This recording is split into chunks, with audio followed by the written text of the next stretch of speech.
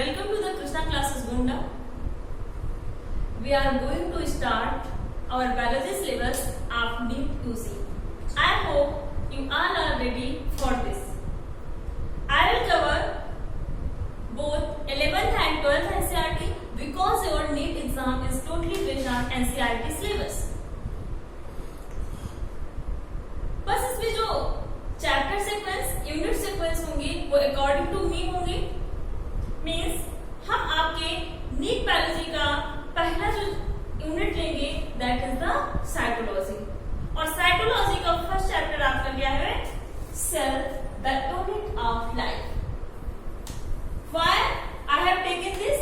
Because this chapter, this section is the soul of whole biology. अब यहाँ पे हम देखते हैं cell, the unit of life क्यों?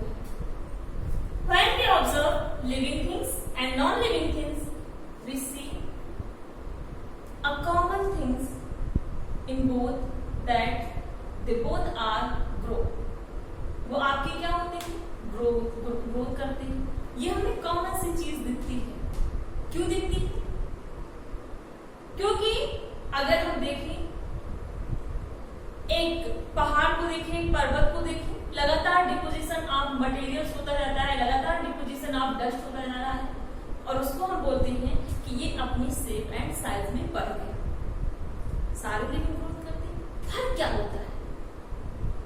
दोनों की ग्रोथ में फर्क क्या हो रहा है कि लिविंग बीइंग के अंदर जो ग्रोथ हो रही है वो फ्रॉम इनसाइड हो रही है, और जो आपके नॉन लिविंग में ग्रोथ हो रही है वो कहां से हो रही है? From outside. But when becomes what is the main and defining character of living organism, we can recognize, we realize that is the metabolic reactions. वो आपका होता क्या है कि जो लिविंग ऑर्गेनिज्म है उसमें मेटाबॉलिक रिएक्शंस आपके क्या होता रहता है? कंटिन्यू होता है।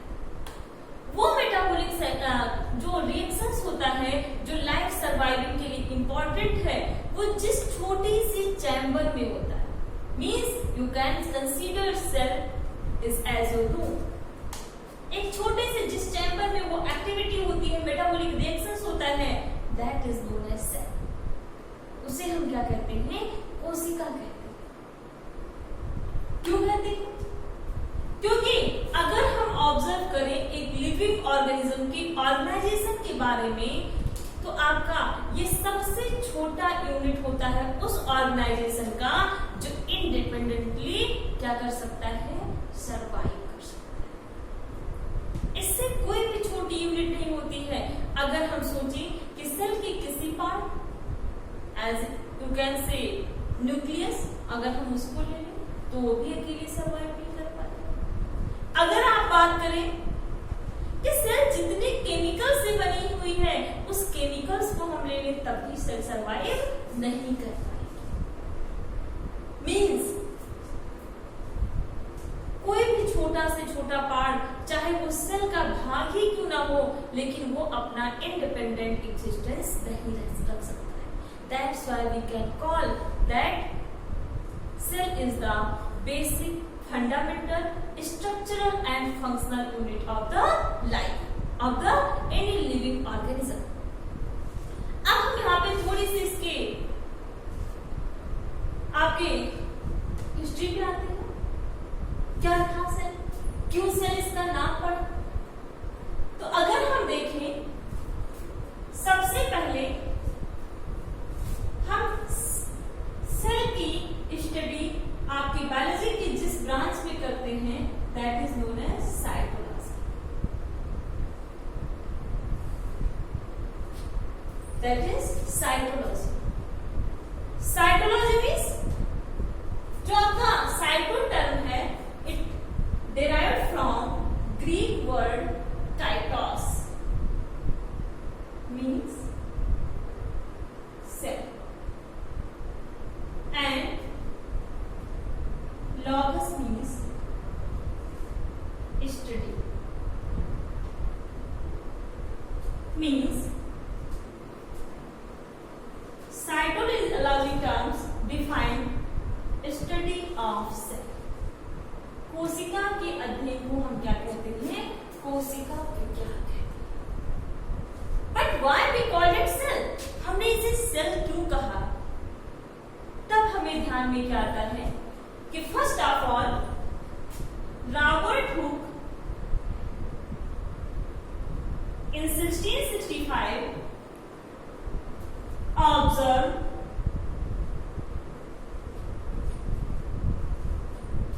a beehive-like structure। इन्होंने क्या देखा? मधुमक्खी के छत्ते के समान एक लिविंग ऑर्गेनिज्म की सबसे छोटी यूनिट को ऑब्जर्व किया and turn it as a cell. इसको क्या कहा? सेल कहा। इसको क्या कहा? सेल कहा। क्यों कहा sir? Because in Greek word cella means hollow space, खाली स्थान। इसीलिए इन्होंने इसको क्या नाम दिया? सेल का नाम दिया, कोशिका का नाम। अगर हम बात करें, it is not totally living cell, it is cork cell. Means you can say it is dead cell. यह आपकी कैसी कोशिका थी? एक मृत कोशिका थी। और सबसे पहले रॉबर्ट हुक एक ऐसे साइंटिस्ट थे जिन्होंने माइक्रोस्कोप से सेल की डिस्कवरी की, एक डेड सेल की डिस्कवरी की। That's why Robert Hooke is also known as pioneer of microscopy.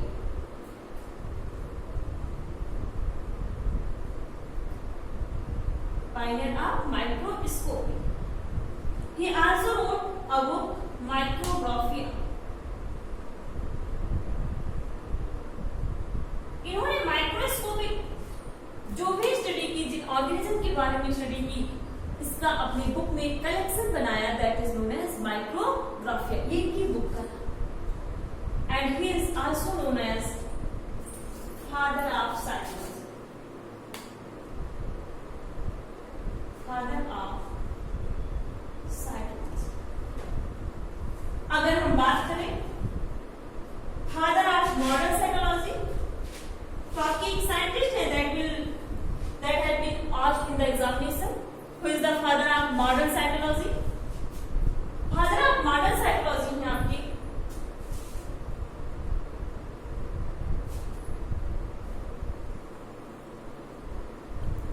father of modern psychology is Swanson।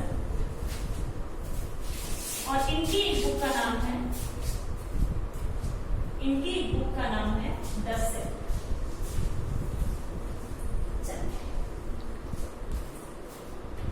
अब फिर हम देखते हैं, अगर नॉन लिविंग सेल की, एक डेड सेल की खोज किसने की थी? रॉबर्ट हुक ने की थी। कॉर्क सेल के रूप में की थी। Carton is denoted for the bark of the plant. Cork cell में की थी, तो फिर लिविंग सेल की खोज किसने? लिविंग सेल की खोज की थी एंटोनी वॉन ल्यूवेनहॉफ ने इन 1674।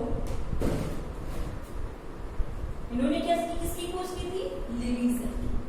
इन्होंने और बहुत सारी सेल की डिस्कवरी की, स्पर्म सेल की डिस्कवरी की, बैक्टीरिया की डिस्कवरी। ये तो हो गई आपके सेल के बारे में हिस्ट्री की, जहां से क्वेश्चंस आपके अराइज होते हैं। स्टडी ऑफ सेल क्या है? साइटोलॉजी है। साइटोलॉजी टर्म किसने दिया? हार्टबीट ने दिया। सेल की सबसे पहले खोज किसने की? रॉबर्ट हुक ने की। डेड सेल, कॉर्क सेल इन 1665। उनके क्या कहा जाता है? Pioneer of microscopy, micrography.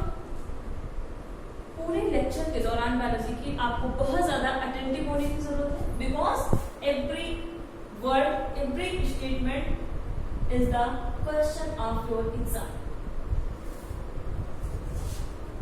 Pioneer of microscopy कौन है? Robert Hooke. माइक्रोग्राफी किसने लिखी? रॉबर्ट हुक ने। फादर ऑफ साइकोलॉजी कौन है? रॉबर्ट हुक है। फादर ऑफ मॉडर्न साइकोलॉजी कौन है? स्वानसन।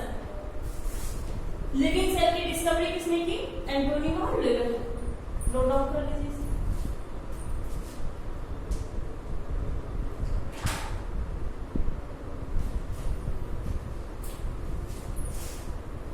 अब फिर हम आगे देखते हैं।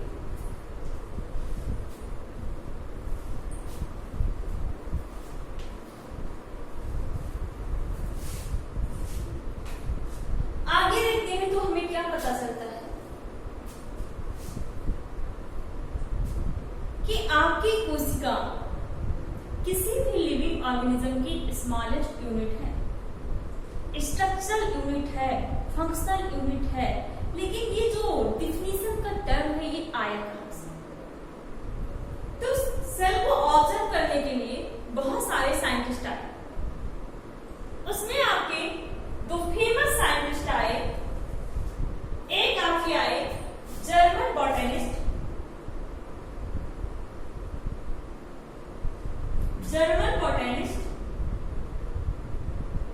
मार्थियस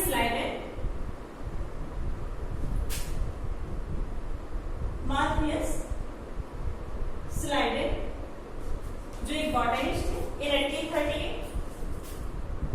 इन्होंने अपनी एक हाइपोथेसिस दी। हाइपोथेसिस टर्म का मतलब क्या होता है? हाइपोथेसिस टर्म का मतलब होता है एक ऐसा स्टेटमेंट किसी के द्वारा दिया जाना जिसमें आगे अपनी रिसर्च करना बाकी है। आपका क्वेश्चन आता है कि स्लाइडर ने और आपके एक साइंटिस्ट और है, इस पे बात बताएंगे। स्वान ने जो अपना स्टेटमेंट दिया था, जो एक थ्योरी दी थी, वो आपकी क्या है? तो वो आपकी क्या है? एक हाइपोथेसिस। ये क्वेश्चन आपके नीट एग्जाम में पूछा जा चुका है।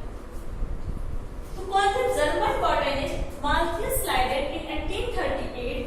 इन्होंने अपना एक स्टेटमेंट दिया because he was a botanist. So he told that all plants are made up of cell.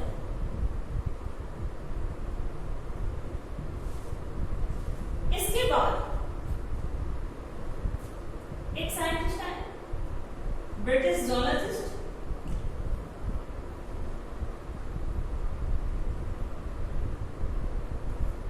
Shawn, in 1839 at the same period. Because he was a zoologist, so he hypothesized that all animals are made up of smallest unit cell.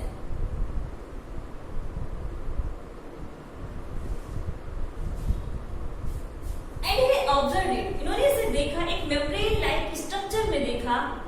Today that is known as plasma membrane. Schleiden ने क्या बताया? Schleiden ने एक अपनी hypothesis दी कि जितने सारे plant होते हैं वो किससे बने होते हैं? सेल से बने होते हैं। स्वान ने एक अपनी हाइपोथेसिस दी कि जितने सारे एनिमल्स होते हैं वो किससे बने होते हैं? सेल से बने होते हैं। That will be the basic unit of the life.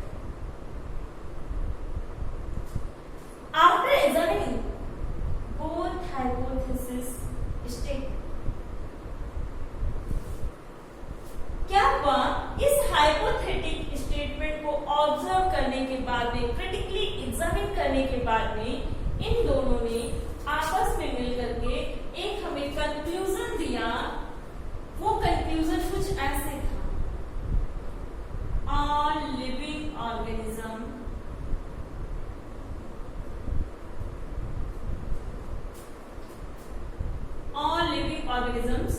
Are made up of cell. जितने सारे जीवित जीव हैं वो किससे बने होते हैं? कोशिका से बने। दूसरा स्टेटमेंट दिया, all cells have independent existence. सारे जो कोशिकाएं हैं इनका अपना अपना एक स्वनिर्भर अस्तित्व है। मतलब जो ये कोशिकाएं हैं ये अपनी लाइफ सर्वाइवल एक्टिविटीज के लिए, लाइफ सर्वाइविंग जो इनकी सारी एक्टिविटीज हैं इसको ये खुद में परफॉर्म कर सकते हैं। इनको किसी अदर आपके पार्ट की जरूरत नहीं। मीन्स यहां से कुछ कंक्लूजन निकला कि जब सारे लिविंग ऑर्गेनिज्म किससे बने होते हैं? कोशिका से बने होते हैं। इनकी जो सबसे छोटी यूनिट होती है वो कोशिका से होती है। और ये बताया गया कि जितनी सारी कोशिकाएं होती हैं इनका क्या होता है? अपना इंडिपेंडेंट एग्जिस्टेंस होता है। Means no other part of cells, either that is cell ornate, either or that is chemical found in the cell, cannot maintain its existence independently. केवल एक कोशिका ही है जो अपना एग्जिस्टेंस इंडिपेंडेंट रख सकती है, बाकी जो आपके पार्ट्स हैं इसके वो इंडिपेंडेंट एग्जिस्टेंस नहीं रख सकते। But now here comes a question mark. इसकी इनकी थ्योरीज को ऑब्जर्व करने के बाद में जो स्लाइडेन एंड सॉन के द्वारा साइमल्टेनियसली 1838 एंड 1839 में जो दी गई, इसके जो दो कंक्लूजन निकले वहां से एक क्वेश्चन है, फ्रॉम वेयर अ सेल्स कम। एक कोशिका आदि कहां से है, एक कोशिका का जन्म कहां से है? तो कुछ चीजें हमें पता चलती हैं। कुछ चीजें हमें ये क्या पता चलती हैं जो बताते हैं हमारे scientist.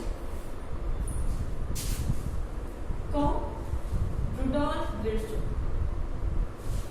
That is a famous question of your NEET examination. Rudolf Virchow in 1855 में इन्होंने बताया, क्योंकि इतना स्लाइडेन एंड सॉन के द्वारा देने के बाद में एक क्वेश्चन मार्क क्रिएट हुआ, दैट इज कहां से एक कोशिका का जन्म होता है। उस पहेली को सॉल्व करने के लिए, उस पजल को सॉल्व करने के लिए कौन आ गया है? रुडोल्फ विर्चो आए इन 1855। इन्होंने क्या किया? सेल थ्योरी को थोड़ा सा एक्सटेंड किया और एक स्टेटमेंट इन्होंने दिया, ओम इज सेलुलर, ये सेलुलर। इस आपके सेंटेंस का मतलब है all cells arise from pre existing cell. Pre existing cell, सारी जो कोशिकाएं हैं वो हमारी क्या है? पूर्ववत विद्यमान कोशिका से ही पैदा हुई। सारी जो हमारी कोशिकाएं वो कहां से पैदा हुई है? पूर्ववत विद्यमान कोशिका से ही पैदा हुई। Means he wanted to say that cells don't have de novo. Cells के पास में क्या होता है?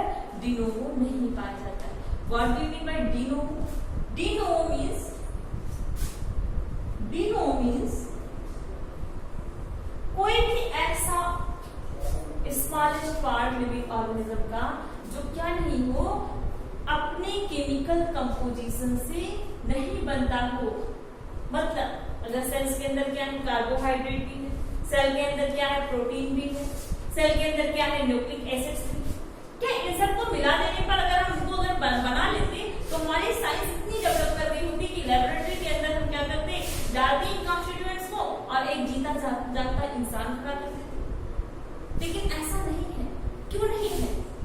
क्योंकि ये कोशिकाएं अपने अंदर विद्यमान केमिकल से भी नहीं बन सकती हैं। उनका अरेंजमेंट आज तक साइंस नहीं जान पाया है। इसलिए हम क्या कहते हैं in scientific language, in biological language, that cells don't have de novo। Cell अपने केमिकल कॉन्स्टिट्यूएंट से नहीं बनती है। जो किसने बताया? रुडोल्फ विर्चो ने बताया कि all cells arise from pre-existing cells. सारी जितनी कोशिकाएं हैं वो पूर्ववत विद्यमान कोशिकाओं से ही जन्म लेती हैं। और इनकी इस थ्योरी को हमने क्या कह दिया? इनकी इस थ्योरी को हमने क्या कह दिया? सेल लीनियस थ्योरी कह दिया या expanded form of cell theory कह दिया, जो आपकी क्या हुई? सेल थ्योरी में कंप्लीटली जोड़ दी गई। और तब सेल थ्योरी के 3 आपके कंक्लूजन निकल के आए। पहला कंक्लूजन ये निकल के आया, all living organisms are made up of cell, all cells have independent existence. And third हमारा क्या निकल के आया? All cells arise from pre existing sales.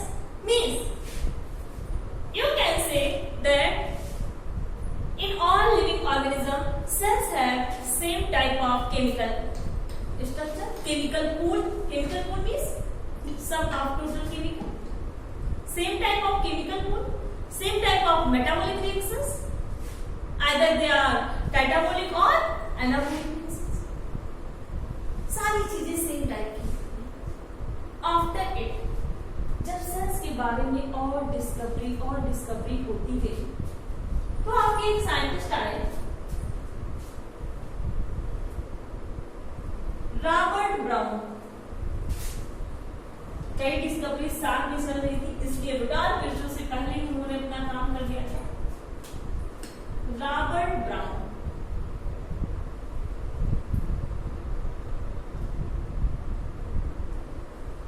बहुत ज्यादा फोकस होकर लेक्चर आप देखिएगा। यहां पे हम देखते हैं रॉबर्ट ब्राउन। रॉबर्ट ब्राउन ने क्या किया? 1833 में खोज की किसकी? Nucleus.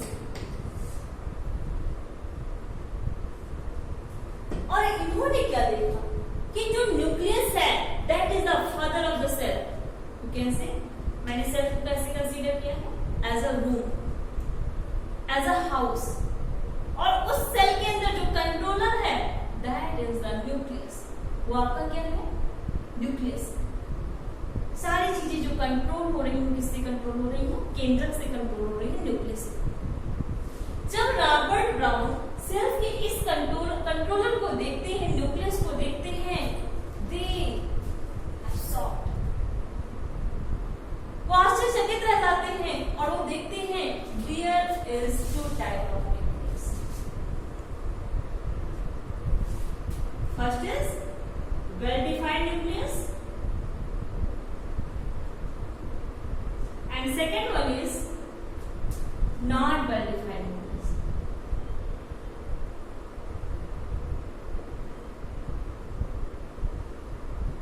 What do you mean by well-defined nucleus and not well-defined nucleus? हम लोग रट लेते हैं कि आपकी well-defined nucleus, not well-defined nucleus। लेकिन जब हम देखते हैं, इसको एनालाइज करते हैं, इसके स्ट्रक्चर को एनालाइज करते हैं, तो हमें क्या पता चलता है कि जो हमारा well-defined nucleus है, ये ऐसा nucleus है जिसकी चारों ओर क्या है? कवरिंग है। Means nuclear membrane present. इसके चारों ओर एक मेम्ब्रेन लाइक स्ट्रक्चर पाई जाती है। And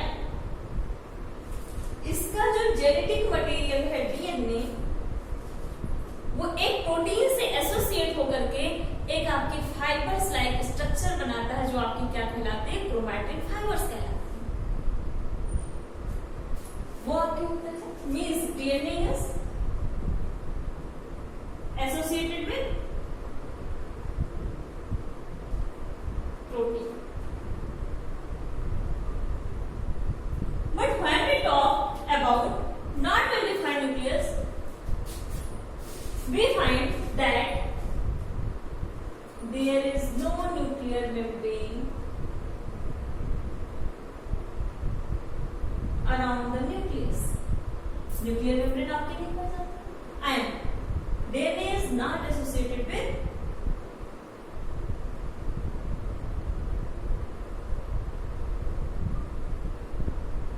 histone protein.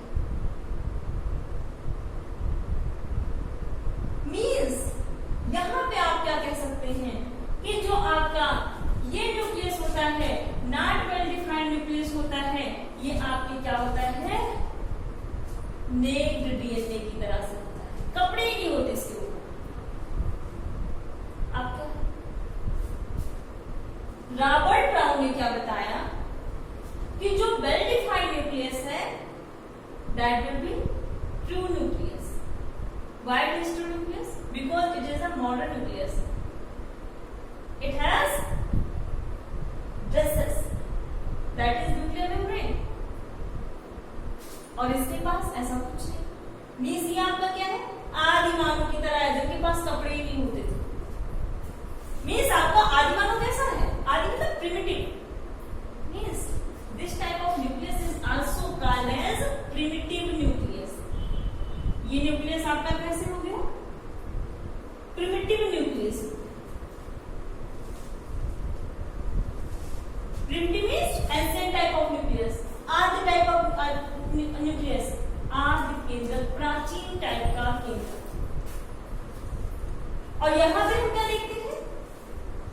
Modern man की तरह है, एंड मॉडर्न मैन ही होमो सैपियंस सैपियंस ही तो आपका क्या है ट्रू मैन है, तो इसको हम क्या कह देते हैं ट्रू न्यूक्लियस।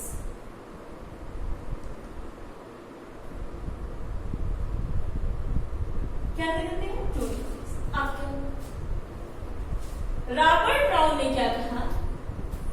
ऐसे लिविंग ऑर्गेनिज्म जिसमें प्रिमिटिव टाइप के न्यूक्लियस पाए जाएंगे वो आपके क्या कहलाएंगे? प्रोकैरियोट्स। और ऐसे सेल को हम क्या कहेंगे? Prokaryotic cell. और जिसमें मॉडर्न टाइप का न्यूक्लियस पाया जाएगा, जो ट्रू न्यूक्लियस होगा, that will be called as eukaryotes. Means eukaryote. अब आप लोग ये मत बता देना जो आदि मानव थे उसमें आपकी प्रोकैरियोटिक न्यूक्लियस था, मॉडर्न मैन में आपकी यूकैरियोटिक न्यूक्लियस। मैंने जस्ट एग्जांपल लिया है, आपने कंपेयर किया है यूकैरियोटिक से।